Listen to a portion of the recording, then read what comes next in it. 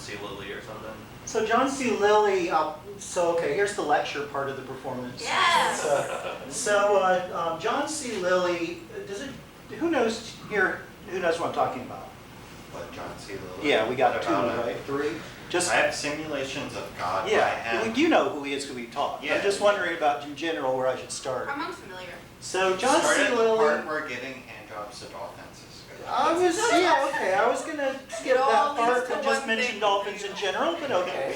So he was also giving acid to dolphins. I thought it was ketamine. Yeah. Well, he was giving a lot of things to Why do acid. you think they were giving them hand jobs too? I thought that that's just what dolphins did, but dolphins are all pervs. So just ask trainers. But so John C. Lilly back in the 50s and 60s was 70s, 80s. well, but I'm starting with the dolphin stuff. So the dolphin stuff starts really in the 50s with like the Navy was trying to train dolphin soldiers, and all this stuff, and Well, no, there was the theory that because there was this idea that brain mass to body mass ratio, humans had the second highest brain mass to body mass ratio, second only to porpoises. Yeah. Whoa. So porpoises should be able to learn our language and things. Yeah. Whatever. So, but it was being funded by the Navy. So I don't know if he knew that originally, but so he starts doing all this stuff, and then he starts taking LSD, and then he discovers isolation tanks. And if you've ever seen or know the movie Altered States, that's him. That's who that's based on. About as accurately as Serpent and the Rainbow is based on Wade Davis, which is not. But that's where this stuff comes. So Day of the Dolphin and Altered States are both based on John C. Lilly's research. So John C. Lilly started working in the 69 or so, I think, with tape loops.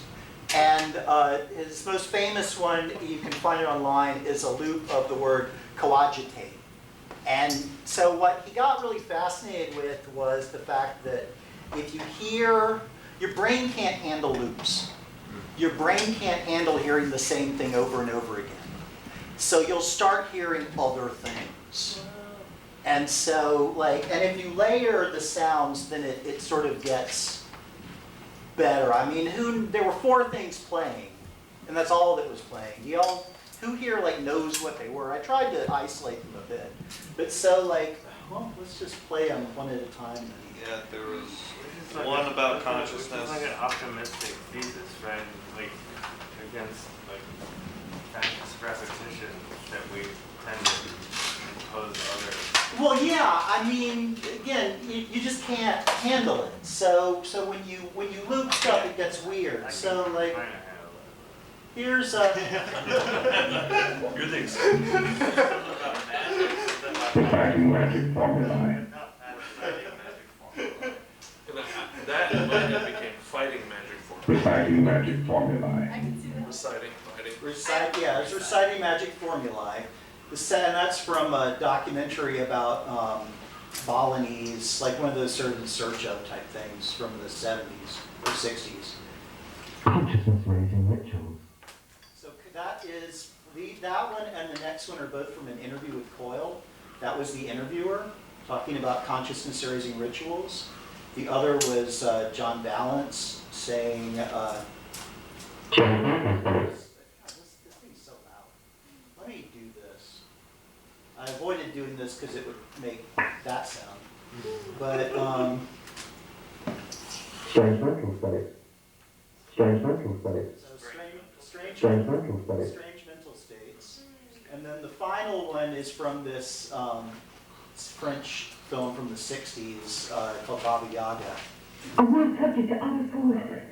A world subject to other forces, and there's background because they're in a cafe.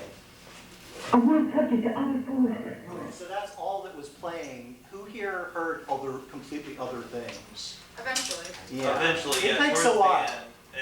Towards the end, I feel like the mental states one was the prominent one. I brought them all up and down. Yeah. So, yeah. Okay. As best as I could with this control. My So cool. There was a lot of bad synchronicity in this. I like 4 different ways to play those all failed. That's not great. Yeah. So you brought each one of them up to focus on one of them at different parts? Yeah, so I Okay, tried that to makes do sense. some layering, because it's a performance. But so he would just have one thing over and over again, and Who, John? John Lilly, and they were using it as sort of like this was, you know that is it Eslon? What's the foundation, the one in California, the California Consciousness Conspiracy Yeah. stuff? Like Timothy Yeah. Leary and all, was it? Yeah, it's Eslon. The place where they like had like open season for a while, like it's not like, I don't know, like psychedelic research sort of. Yeah, it was all sorts of like really Not like a cult, but like a something. sometimes it got pretty damn close. I mean, there was a lot of, you know, Robert Anton Wilson was involved in that, and he couldn't go half an hour without talking about Crowley. But you know, so he was part of that, and they would do like these encounter groups and stuff, and they play these loops. And sometimes they would be things that were like really bothersome to people in the 60s and 70s, like hinting that you wanted to sleep with your mother and stuff like that. And like people would reject the loop, like they wouldn't be able to hear what was actually said. Like they would hear all this other stuff. And so he had some theories about that. I'm re-going through all of his stuff, and it's kind of hard. Like nowhere does he really like set out what he was trying to do with this. I think he just kind of like thought it was cool. So, I think it's cool. and then like tried to find some like way to use it in a, you know, therapy sort of official thing. But so this is one of the ideas that I'm kind of working with right now, is different methods of what I'm calling sonic scrying, where you I was can about hear. to mention scrying. Yeah, so where you hallucinate things. So the 3, I'm working on sort of loosely working on a paper about 3 methods and doing a lot of research. And this piece was part of the research. And so thank you very much. And so this was one method. Another is William S. Burroughs applied cut-up techniques to tape recordings. And he would record on a reel-to-reel, then something, you know, reading something or whatever, then he would randomly do it. Williams mix it, or just like. He would randomly move the tape head to a different place, or the tape, and then drop in and over-record some section without knowing what it was. Right. And so he would do this a number of times and create these sort of impromptu cut-up tape collages before playing it back and getting messages from the cut-up. The Beatles did that sort of thing too. Yeah, I mean the Beatles were really influenced by a lot of things. I mean the Beatles were doing some really cool stuff, you know, just sort of on the edge. Yeah. I still think that, I mean, you know, you could have made Tomorrow Never Knows in the 90s and it would have been relevant. Yeah, that's the piece And- I was about to mention, because he and cut Chemical up Brothers a bunch did. of those slips of reel-to-reel and Yeah. like, taped them in random spots. Yeah, and that's my favorite of their songs. I think that's probably their best song, is Tomorrow Never Knows. It's one of my favorites too, yeah. Yeah, and like I said, I think that was the most ahead of its time. I think so as well. You know, and I think that one stands up the best as not being like a nostalgia song. I think that that's still really a kind of relevant song I agree with all that. 50 fuck years later. Yeah. I tried to do like a digital cut up thing by going into a DAW and then just editing a bunch of audio without Yeah, you can listening do to that. it. Yeah, that works real well. Just cutting it up and like moving it around. And I've done cut up with actual reel-to-reel tape where you actually cut it up and throw it in a bag and then reassemble it. And you can get, you know, stuff that works real well, because with reel-to-reel tape, the length of the tape is a amount of time, is a fixed amount of time. So if you use fixed lengths of tape, then you get a rhythm implied into the piece. And so there are certain like structural tricks like that to get something that's musically interesting Yeah, 'cause without knowing what the hell you're doing while you're doing it. Because in the DAW, you'll just be like, this line looks nice. Well, I mean, you can like force a cut with like the snap to grid, and always use like the same Yeah. cut of length. But yeah, it's a little bit more steps in a DAW, definitely. And you know, this gets into like some John Cage music with some of that.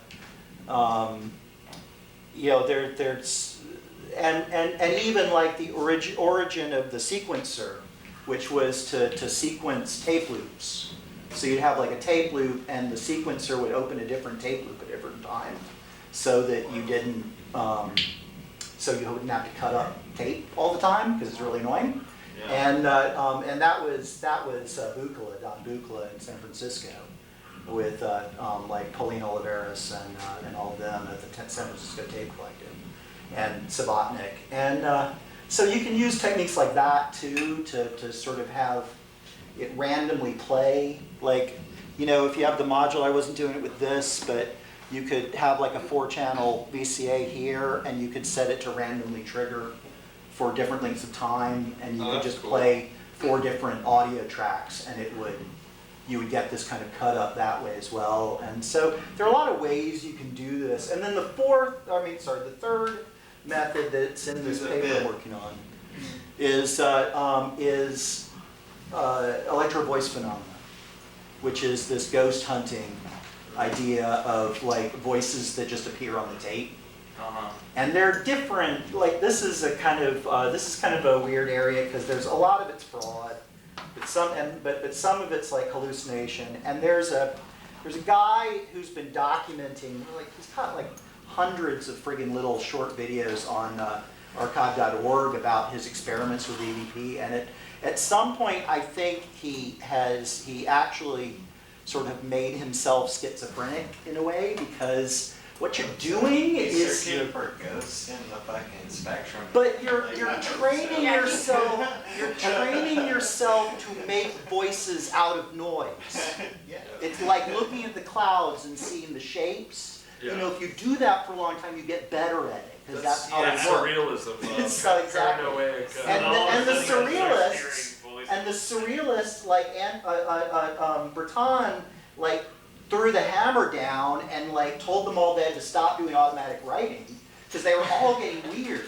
Like they were pulling all these No one's spiritualist weirder than techniques. Breton. I was gonna say no. Well, weird for him. I don't know. Maybe they were questioning communism. I don't know. But so he now, like, this guy apparently now like hears voices whenever he runs the sink. Yeah. You know, or in the air conditioning and all sense, this. yeah. Exactly. So that's like one of the handful. What happens though when those start turning into like- like heavenly, like everywhere you go, it's just like, Well, like people are Angels just That's angels are another singing issue. for you, and it's like, wow, like it's so beautiful. There's a really cool, so if you get into another area of this is in broader is acoustic archaeology, and the way that reverb has these psychoacoustic effects. And there's a very nice paper about the cathedrals or about basilicas in Thessalonia, and how people reported hearing the voices of angels joining in with the chorus. And there's this thought that this is actually a function of the echoes, of the reverb in the space, that it makes these distorted reverbs and echoes that then come back to you as other voices. And the Newport Center, people are talking about that, will do that. Like that place is haunted as shit because parasympathetic frequencies like being played and like, flutter string echoes. instruments and stuff. Yeah. Like you'll hear octaves of Yeah. like the things that are being played, like in the reverberance of the But hall. if you're in that place alone and you make any noise, the noise will travel around the building and then come back to you a few seconds later as something else. So it's you very much feel like there's other people there because it's all tile and it's all and it's all these weird angles. So yeah, there's a lot of stuff here with sort of acoustic phenomenon, and that's what I've been sort of focusing on in a lot of ways. And Spirit Trap began like that back in the 90s. The name is actually a reference to this story that you could hear the voices of the dead on dead channels in the ham radio spectrum. Oh, and like the static? Yeah, and the static, which gets back to the EVPs. Yeah. you know, it's probably the same And it phenomenon. doesn't sort of audio scrying. Yeah, exactly, back to audio scrying. And so it's very much about that. And also another one is HemiSync, which I was thinking about using, but I was having some stereo trouble. I have all the CDs. Oh wow, you do? I've got a bunch of papers of his. Yeah, I have the CDs So, for the different. Do y'all know who Robert Monroe was? Journeys Out of Body? Yeah, where's their center at? Is it Somewhere near in here, around here. Charlottesville or Yeah, I something? think it's around Charlottesville. Yeah, that should. So in the 80s especially, the Journeys Out of the Body was this big, like the definitive book on astral projection. And this guy, Robert Monroe, there's a lot of weird stuff here in Virginia, because Edward Casey was here in Virginia, also in Virginia Beach. But, and so he started playing with what he called HemiSync, which is basically playing two slightly different tones, one in each ear, to cause the brain to resonate at really low frequencies. Is that like binaural beats? It's like binaural beats. It's like binaural beats, but they have more like guided meditations Yeah. and things. It's not like you're listening. Well, like my to music, cassette's it's one more- side guided meditation and one side just the HemiSync. Yeah, So you're just listening to HemiSync. yeah. Yeah, exactly. It's similar to that, but there's like some reporting that like you have to do with headphones, and there's thought that like the magnets in the headphones are actually causing electrical induction. So there's a lot of weird this like crazy We should do a Paranormal. HemiSync set where we got everybody like in the silent disco. Yeah, do you silent know? disco HemiSync instead. Have two channels, one to relax you, one to make you really agitated. That sounds like a challenge. You get the silent disco going, and I'll get your HemiSyncs for you.